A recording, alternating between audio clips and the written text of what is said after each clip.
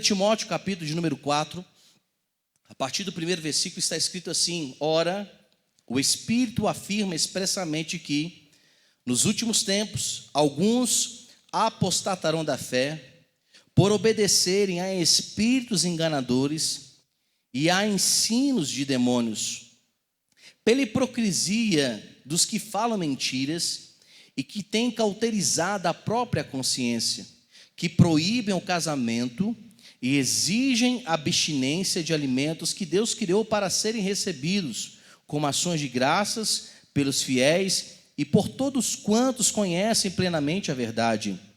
Pois tudo que Deus criou é bom, e recebido com ações de graças, nada é recusável, porque pela palavra de Deus e pela oração é santificado. Meus irmãos, Paulo, ele teve uma preocupação muito grande com Timóteo, e a gente vê também quando ele escreve a sua carta aos Efésios, ele traz uma palavra mais destinada especificamente à igreja ali, mas Timóteo tinha tudo a ver com a igreja de Éfeso, não tinha como a gente desvencilhar Timóteo de Éfeso. Tanto é que as maiores orientações que Paulo dá a Timóteo são concernentes às ações também que ocorriam nessa cidade chamada Éfeso. A forma como o povo se conduzia, tinha o templo de Diana, muitos iam adorá-la, e era uma promiscuidade muito grande. Eram pessoas até mesmo usando da má fé no meio cristão, usando situações para justificar os seus próprios pecados. E eram assim, era uma bagunça muito grande. Muitos não entendiam o que era realmente o evangelho. E quando estavam mediante ali a adoração ao Senhor, entre aspas, alguns até mesmo cultuavam o Senhor na igreja e quando saíam faziam tudo diferente do que tinham sido ensinados. E aqui Paulo ele traz uma reflexão muito grande sobre a apostasia. E se a gente olhar para os dias de Paulo ali, quando escreve a Timóteo os dias de hoje, há uma crescente apostasia muito mais nos dias de hoje. E quando nós falamos sobre apostasia, nós não falamos de pessoas que não são evangélicas. Nós estamos aqui tratando de pessoas que não confessaram Jesus Cristo como Salvador. Nós estamos tratando de pessoas que são cristãs, pessoas que vivem no meio da igreja, pessoas que têm um pequeno ou um grande conhecimento da palavra. Porque a apostasia, que é o abandono da fé, não se faz com pessoas que não têm fé. Não tem como um ateu se apostatar da fé, ele já não crê. Mas nós que somos cristãos, nós que somos servos do Senhor, devemos ter cuidado para que não deixemos a fé, não deixemos Cristo, não abandonemos aquilo que fomos chamados para adorar e glorificar o nome do Senhor. Então Paulo está trazendo essa reflexão, dizendo que nesses últimos dias muitas pessoas vão de abandonar a fé. E por incrível que pareça, meus irmãos, a Covid, ela tem sido uma justificativa para o abandono da fé. Antigamente as pessoas usavam outras coisas como justificativas para não adorar o Senhor, e parece que a Covid está sendo como um instrumento de muitos se esfriarem na fé. Não apenas isso, mas também a aceitação de muitas coisas horrendas, de muitas abominações que a Bíblia condena. Agora há pouco tivemos a legalização do aborto na Argentina. Milhares e milhares de pessoas, principalmente mulheres, reunidas no meio da praça, nas ruas, festejando porque foi aceito o aborto. E grande parte delas, certamente, um dia a sua mãe ou seu pai tiveram talvez a ideia de abortá-las, mas estão lá celebrando algo que é terrível, porque já que o corpo é dela, faz o que quiser e não tem nada a ver. Meus irmãos, eu fico pensando daqui a 50 anos, nós seremos um número muito reduzido de população, porque principalmente o nosso país, além de já ser considerado um país de idosos, e a gente vê um sério problema na previdência social. O ministro da Economia tem que dar um jeitinho, porque é uma quantidade enorme de pessoas idosas, porque infelizmente a juventude no dia de hoje precocemente morrem. Nós estamos vendo pais tendo que sepultar filhos, que deveria ser o natural, é o filho sepultar o pai. mas estão envolvidos, estão prostituindo-se, estão levando a vida como se fosse, não tem nada a ver. E quando a gente fala deles, ficam chateados, mas quando eles falam da gente, nós temos que curvar a cabeça e aceitar tudo que eles estão falando. E nós estamos vendo que até mesmo o povo de Deus estão aceitando essas abominações, aceitando o casamento homossexual, achando, não, pastor, isso não tem nada a ver, é o dia da modernidade, aceitando, meus irmãos, atrocidades, a boa do aborto e outras coisas mais. As nossas faculdades estão cheias de pessoas tolas. Em vez de estarem ali estudando para crescerem e termos boa formação, para abençoar o povo, nós estamos regredindo. Pessoas lutando contra posição racial, e a Bíblia coloca todos nós como criaturas de Deus. Todos nós, diante do Senhor, somos totalmente iguais. Não há para Deus quem é menos ou mais, Deus nos enxerga normalmente. Aí as pessoas, meus irmãos, se vitimizando, e a igreja muitas vezes aceitando, até mesmo trazendo para dentro dela essas abominações, aceitando o comum do pecado, porque para o pecado isso tudo é comum. E Paulo traz instrução de que muitos haveriam de apostatar a fé. E uma das principais, os principais exercícios da apostasia é continuar aceitando essas normalidades do pecado, é dizendo que está tudo certo. Então, nós achamos que apostatar é uma pessoa quando logo se torna ateu, mas quando, na medida do tempo, das informações, das notícias, vai se aceitando determinadas coisas, aceitando que a Bíblia é falível, como diz um pastor aí, que para mim é uma alma cebosa. A Bíblia precisa ser revista, precisamos reconstruir a Bíblia, ensino de filosofia pós-modernista. E pessoas aceitando isso, olha, usando textos bíblicos para justificar os seus pecados. Isso é uma forma de apostatar a fé. E Paulo diz que haveriam isso aconteceriam. E as pessoas haveriam de ouvir, de aceitar espíritos enganadores. E aqui o sentido de espírito é ensinamentos. Ou seja, nós estamos sendo instruídos por várias pessoas que enganam. E em vez de quanto, meus irmãos, nós temos falado aqui na igreja, tome cuidado com quem você ouve pregando no YouTube. Tome cuidado com quem você ouve pregando no Facebook. Porque nem todos aqueles que falam em nome de Jesus são de Jesus. Nem todos aqueles que dizem confessar Deus como Supremo Deus são pessoas que realmente estão ali com integridade falando da palavra de Deus, usam a palavra com intenções escusas, com segundas intenções de ludibriar pessoas, de enganar essas pessoas.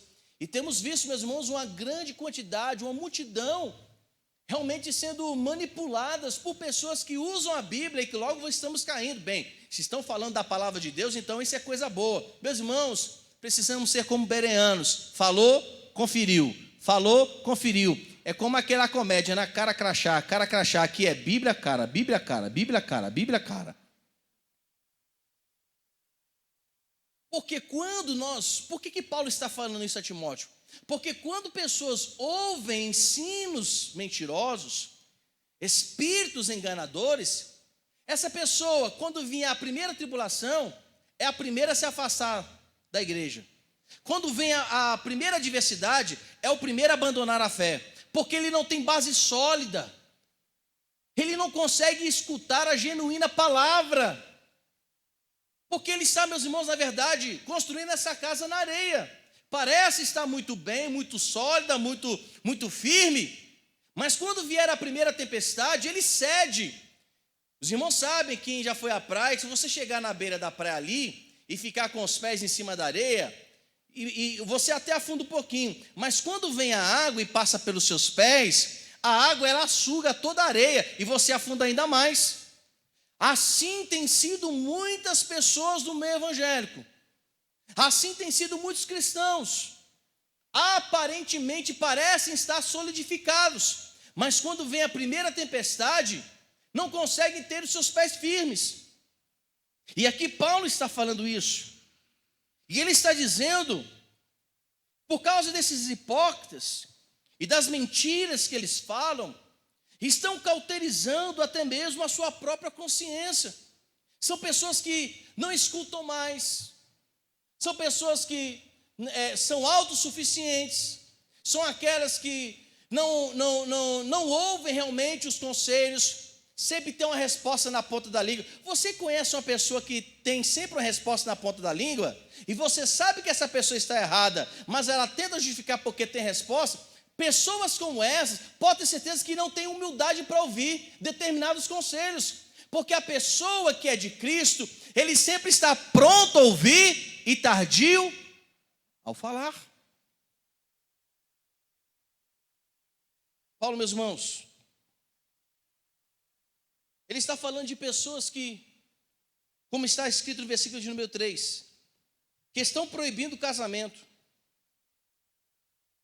que dizem que o casamento não é mais algo bom. Eu fico tão feliz, meus irmãos, quando um casal que compreende a beleza do santo matrimônio, e eles entendem isso e casam, apesar que hoje em dia o número de divórcios é quase equivalente ao número de pessoas que estão se casando. Nós temos Brasília, um dos estados do primeiro ranking em divórcios. Temos Rio de Janeiro, que também está no ranking, e pasme, Rio de Janeiro é um dos estados mais bem evangelizados do Brasil, mas vive um problema seríssimo de divórcio.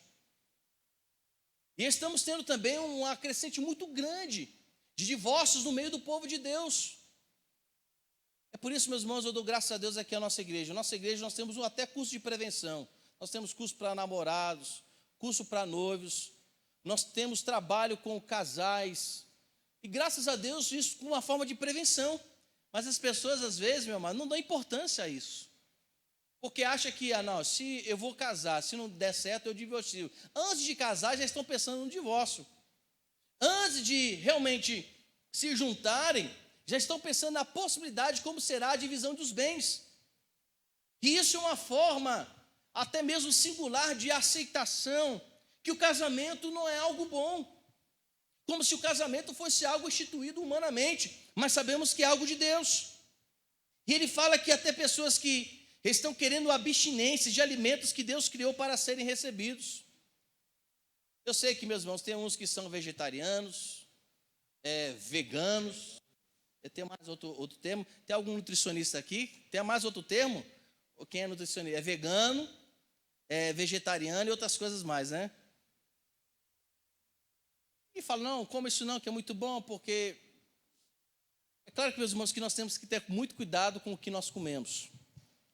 Mas o que Paulo está dizendo aqui, são pessoas que até mesmo estão abominando determinados alimentos, e eles usam isso de uma forma de afrontar a Deus, de afrontar a vontade de Deus sobre o homem.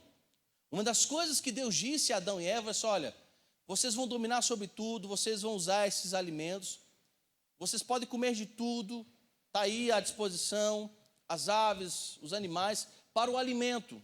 A única coisa que vocês não vão comer é aquele fruto da árvore do conhecimento do bem, da ciência do bem e do mal. Mas ele coloca a natureza em disponibilidade para o alimento de Adão e Eva. Observe bem, que após a queda, após o pecado, e com o pecado de Adão e Eva, a natureza, ela é influenciada, e toda a criação, ela é influenciada pelo pecado. Os problemas, meus irmãos, que surgiram pós-pecado foram enormes. O pecado não apenas afetou os seres humanos, o pecado também afetou a natureza. O pecado afetou os animais. Para os irmãos terem ideia da consequência terrível do que é pecar. Se eu, meus irmãos, vier pecar, não pense eu que isso vai apenas me afetar. Afeta a família, quem é casado afeta a família. Se um servo, um homem, ele peca, a família também ela padece por isso. Se o filho peca, a mãe e o pai padecem por isso também. Se a esposa peca, também o marido, os filhos são afetados. O pecado, eu sempre falo, é como uma 12. Você dá o tiro, Você pensa que é apenas uma bala, mas você vê o estilhaço. Porque o pecado faz isso, infelizmente. Então, meus irmãos, quando pensarmos em pecar, tomemos cuidado, porque não apenas nos afeta, vai afetar também as pessoas que nos amam. E o pecado afetou toda a natureza, afetou o clima, afetou, meus irmãos, a própria terra, afeta tudo. Então nós temos que ter essa consciência de que tudo que viemos fazer é necessário que glorifiquemos o Senhor. Outra coisa que ele fala aqui, que são pessoas que tudo que Deus criou, versículo 4, é bom e recebido com ações de graças, e nada é recusável. O que Paulo está dizendo é: olha, se tudo que formos fazer é para glorificar o Senhor, se usamos os próprios instrumentos da natureza para glorificar o Senhor, nós temos que entender que tudo que Ele criou é bom e deve ser dado a Ele com ações de graças, porque com a palavra e com oração podemos santificar aquilo que chega dentro de casa. Porque alguns questionavam: eu posso comer esse tipo de coisa, por que não? É por isso que é importante, quando nós trazemos algo para dentro de casa, precisamos o quê? Orar para que o Senhor santifique. Mas não apenas isso. Quando Paulo está falando sobre apostasia, ele também, meus irmãos, está trazendo uma exortação muito grande a Timóteo pela maneira como ele deveria desenvolver o seu ministério. Ele deveria cuidar. Ele não poderia de forma nenhuma levar a sua vida de qualquer maneira. Ele precisava levar a sua vida, o seu ministério e tudo numa conduta ilibada, que não viesse de forma nenhuma a ser uma pessoa que pudesse ser facilmente repreendida, ser facilmente observada e ser disciplinada, apesar que todos os tempos, todos os dias, melhor dizendo, nós somos disciplinados pelo Senhor. Mas ele fala que é importante nós mantemos fiéis, no versículo de número 11, que ele fala: olha, ninguém deve desprezar a sua mocidade, ninguém deve desprezar a sua vitalidade. Você precisa tornar padrão, você precisa ser exemplo, e nós precisamos ser exemplos, meus irmãos. Nós precisamos ser exemplo nos dias de hoje, na nossa maneira de conduzir a vida.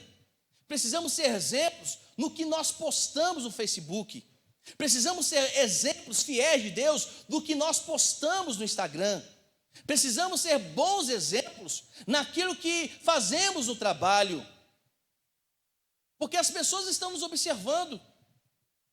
Porque, meus irmãos, aqueles que não têm firmeza em Deus e estão abandonando a fé, certamente eles não dão bons exemplos sobre Deus, sobre Cristo, sobre a fé evangélica. E ele fala: Timóteo, não sejam como esses que apostatam da fé, mas seja um padrão para essas pessoas, que o seu procedimento no amor, na fé e na pureza seja algo aceitável diante das pessoas. Meus irmãos, e como nós precisamos disso? Tem hora, como diz os pastores mineiros, eles usam uma palavra chamada avacalhado. Eu não sei se os irmãos já ouviram esse termo. Avacalhado é aquela pessoa que é bagunçada, desnorteada, é uma pessoa sem critério. E muitas vezes nós estamos assim, sem critérios. Pessoas cristãs que estão sem nenhum procedimento. O nosso procedimento é de acordo com a mídia, é de acordo com o mundo. Mas ele está falando: o seu padrão, Timóteo, é um padrão cristão. O seu padrão não é um padrão de apóstata. O seu padrão como ministro do Senhor deve ser realmente um padrão de pureza. E é isso que devemos entender.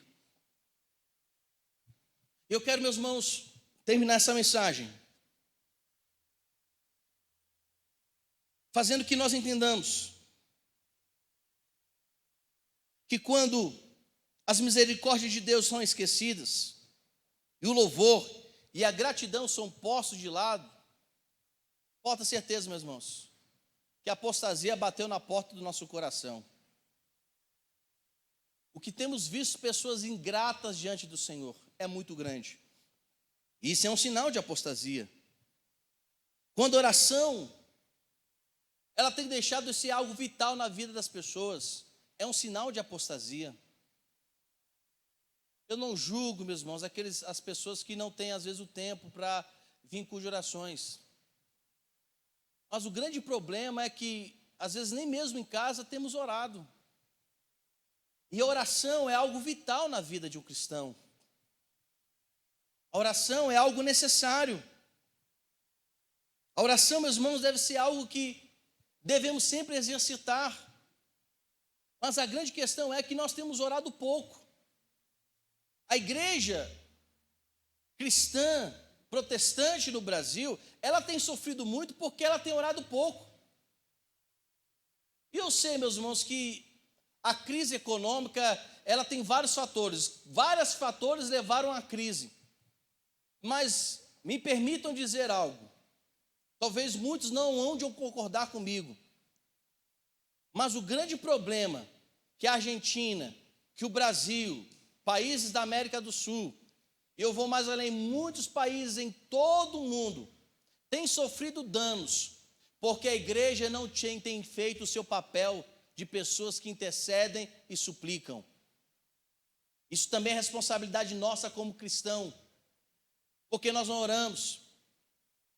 Certo dia no culto eu disse que estamos tão automatizados, é como eu citei até o sapateiro, né? Que o sapateiro, ele sabe como realmente reformar o sapato ou a bolsa. Ele sabe de tanto daquilo que ele faz automaticamente. Assim como o pastor Enilson tem lá a sua máquina de que lá? Perfilar portão, não é? Então ele sabe como proceder. Assim como a cozinheira já sabe o tempero, são quantas pessoas? 100 pessoas. Então ela já sabe como vai colocar o tempero. Mas se parou para pensar, meus irmãos, com aquilo que já sabemos fazer, muitas vezes nós oramos para que Deus abençoe naquilo que já sabemos fazer. Aquilo que eu sei, muitas vezes eu não oro pedindo a Deus orientação, porque eu já sei. É como disser o seguinte: como eu sei, eu não preciso orar, porque eu já sei. Mas quantas coisas deram erradas com aquilo que já sabemos? Nos falta orar. E tudo devemos orar sem cessar. Marcos 13:13. Orai e vigiai, olhai, vigiai e orai. Nós temos que em todo tempo orar incessantemente. Outra questão que eu vejo aqui é quando a busca da verdade bíblica cessa e a pessoa está satisfeita com o conhecimento que já adquiriu. E aqui eu vejo, meus irmãos, a preguiça que às vezes nós temos de ler a palavra de Deus. Ficamos satisfeitos com aquilo que já sabemos. E não procuramos nos aprofundar. Porque já estamos, está tudo bem, pastor, já sei. Eu conheço pessoas, até eu acho que o pastor Samuel citou um dia aqui, que em uma conversa com o irmão, ele foi falar: meu irmão, por que você não participa da escola bíblica? Ele vinha para a escola bíblica, mas vinha para o culto. Mas quando era o momento de dividir as salas, ele ficava no tempo, mas não ia para a escola bíblica, ia para as salas. Aí o pastor perguntou: por que você não vai? Porque eu já sei de tudo. Mas o que livre pareça, meus irmãos, eu não vejo esse irmão mais na igreja. Quem disse que sabemos de tudo? É preciso conhecer todos os dias. Não é à toa que a palavra do Senhor diz que ela é viva e eficaz. Se você ler o mesmo texto todos os dias, você sempre vai aprender, porque a palavra ela é viva, ela é orgânica, ela está sempre em movimento. É algo que não para. Ela fala hoje com você de uma forma, amanhã está falando do outro jeito. Porque, meus irmãos, nós precisamos e carecemos da palavra do Senhor para estarmos firmes. Fica uma semana sem comer feijão e arroz. Não coma mais nada. Fica uma semana sem comer feijão e arroz. Tenta fazer isso. E muitos estão desprezando o feijão com arroz da Bíblia. Meus irmãos, não é a sistemática, não é a teologia sistemática que realmente nos traz fortalecimento. São as simples palavras que estão escritas aqui. E as pessoas gostam de complicar. Não sou contra a teologia sistemática, eu estudo. Mas às vezes as pessoas querem coisas magníficas. E está aqui o feijão com arroz que te sustenta todos os dias. Está aqui, ó. Está aqui a carne que precisamos. Está aqui o pão diário nosso. se nós não alimentamos dessa palavra, nós seremos facilmente enganados. Não se contenta com aquilo que você tem conhecido da palavra, vá mais além, porque ela é uma fonte inesgotável, é um alimento inesgotável. Quanto você mais lê, mais obedece, mais pratica, mais você vai entender que precisa dela todos os dias. Graças a Deus que teremos a eternidade com Cristo lá nos céus, para conhecer a Deus. E por fim, meus irmãos,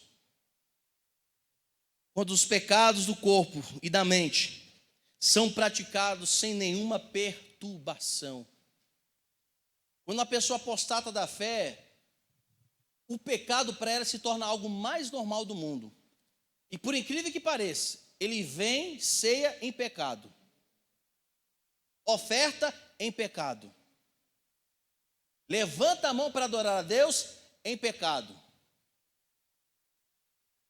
Porque está cauterizado o pecado, como diz aqui Paulo, escrevendo. As mentes estão cauterizadas.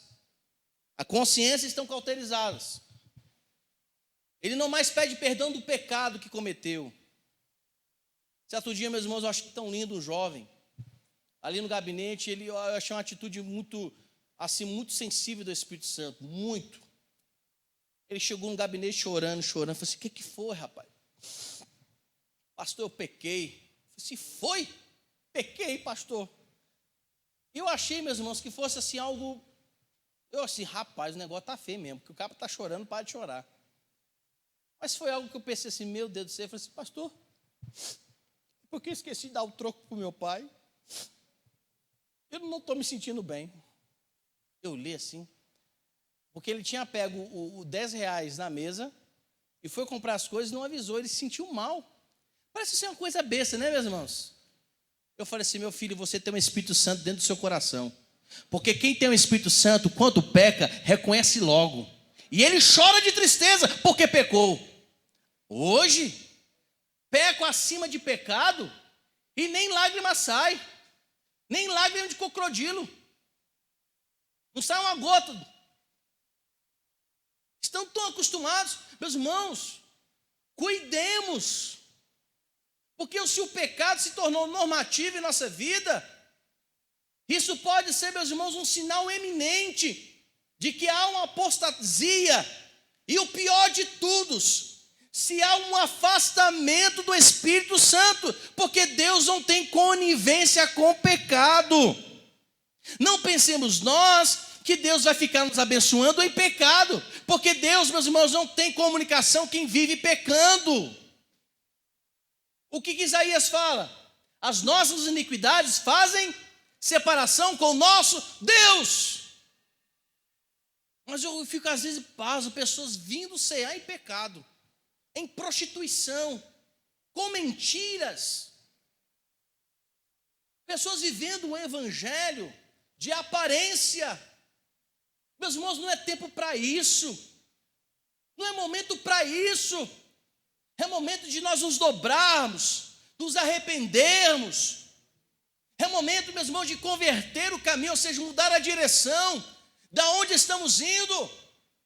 Porque se realmente queremos as bênçãos do Senhor, e a maior bênção que Ele nos proporcionou é a salvação, mas se nós queremos realmente viver uma vida que lhe agrade, a primeira coisa que devemos fazer é nos arrepender do pecado, porque se nós não nos arrependemos do pecado, pode ter certeza, você aceitou, nós aceitamos a apostasia.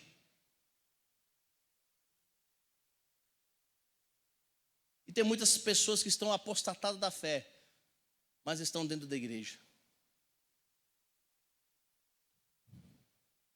Porque outro sintoma final é que quando o desejo de ser santo como Jesus deixa de predominar em nossa vida e pensamento. Meus irmãos, eu não tenho nada contra termos alguém como espelho. A gente sempre tem alguém como referência, não é verdade? Tem uns que cantam, por exemplo, tem alguns irmãos que cantam, tem Cassiano como referência de cantora. Ótimo, precisamos ser pessoas de referência. Alguns olham para pastor Nilson e querem cantar como pastor Nilson. Reger como pastor, isso não tem nada contra não, meu irmão. Nós temos que ter pessoas como referência na nossa vida cristã. Tem alguns que têm referência profissional. Não tem nada a ver isso. Tranquilo, é assim mesmo, a gente se espelha em alguém. Mas o grande problema é que muitas vezes nós não temos Jesus como referência. Temos pastores muito mais como referência do que Jesus. Temos cantores como maior referência do que Jesus. Aí hoje, como tudo é liberado, tatuagem, piercing, cabelo, sei o que lá, aí porque pastor, porque fulano fez assim. Mas vamos olhar para Jesus, Jesus fez isso? Se Jesus não fez, então por que eu preciso fazer? Ah, uma cantora usou uma calça colada,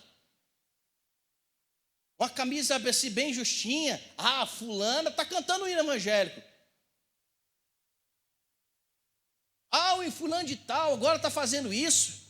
Eita, rapaz, ele deu 40 piruetas, eu vou fazer a mesma coisa. E está falando língua estranha. Aí a gente olha para Jesus. Jesus fez essas coisas?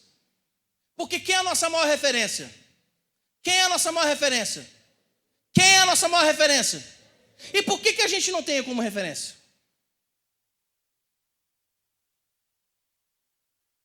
Meus irmãos, isso é muito sério. Nós estamos perdendo foco.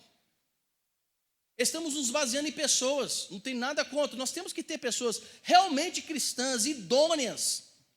Pessoas que realmente glorificam o Senhor como referência. Sim, meus irmãos.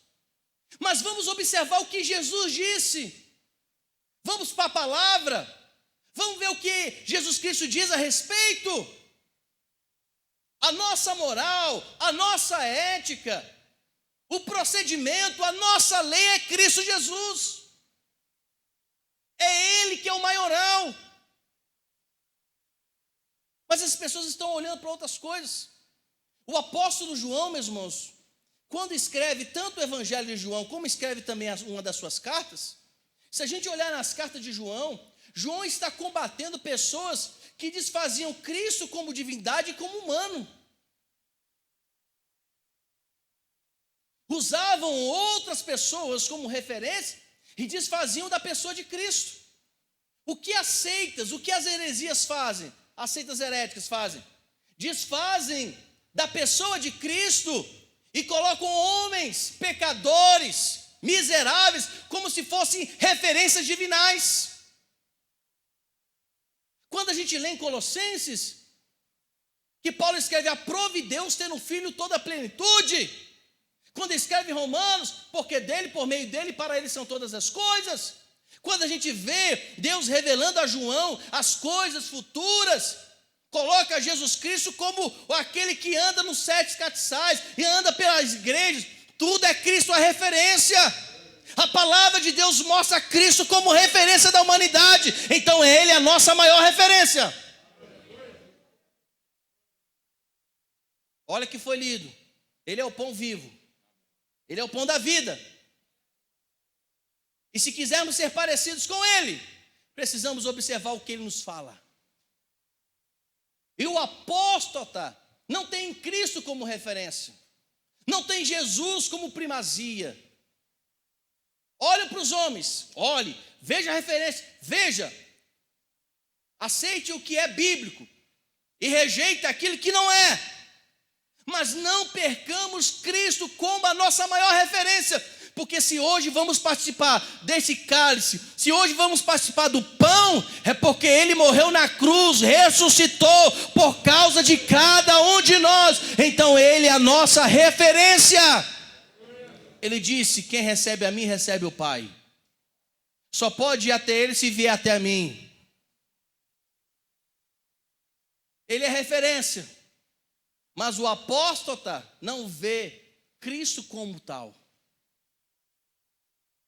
Quantos amam Jesus, digam amém.